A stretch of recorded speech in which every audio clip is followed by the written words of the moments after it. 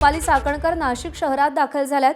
चाकणकरांची थोड्याच वेळात एसआयटी चौकशी होणार आहे। राष्ट्रवादीचे जिल्हाध्यक्ष रवींद्र पगार यांच्या घरी सांत्वनपर भेट घेणार आहेत। पगार यांच्या भेटीनंतर चाकणकर एसआयटी चौकशीसाठी जाणार असल्याची माहिती आहे।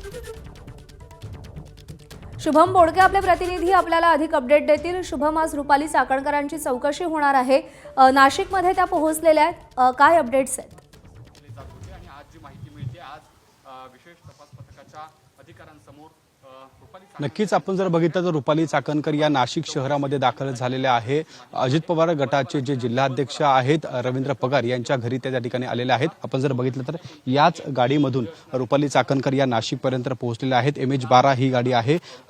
7800 या गाडीने रुपाली चाकणकर या नाशिकमध्ये आल्याचं आपल्याला पाहायला मिळालं। एकूण जर बघितलं तर अजित पवार गटाचे जे जिल्हाध्यक्ष होते रवींद्र पगार यांचं काही दिवसांपूर्वी निधन झालेलं होतं आणि त्यांच्या घरी खरं तर सांत्वनपर भेट देण्यासाठी ज्या रुपाली चाकणकर आहेत त्या पोहोचलेल्या आहेत। आपण जर बघितलं तर हेच ते घर आहे। या ठिकाणी रुपाली चाकणकर ह्या आतमध्ये गेलेल्या आहेत। रवींद्र पगार यांच्या घरी त्या या ठिकाणी त्यांच्या कुटुंबियांची सांत्वनपर भेट या ठिकाणी घेत आहे आणि यानंतर काही वेळात एसआयटी समोर रुपाली चाकणकर या हजर देखील होणार असल्याची खरं तर माहिती मिळते आहे।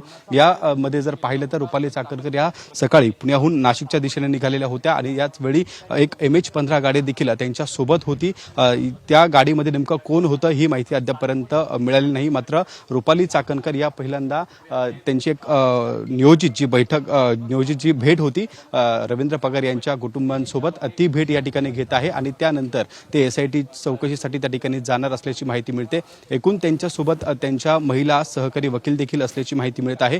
या ठिकाणी जर बघितलं तर या भेटीनंतर अवघ्या काही वेळात ते पुन्हा एसआयटीच्या चौकशीसाठी जाणार आहेत।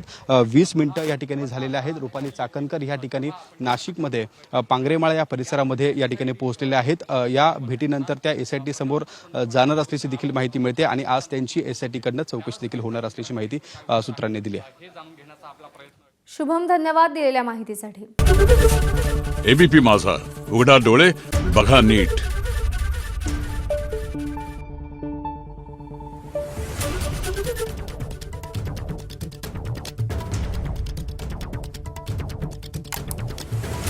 Thank you.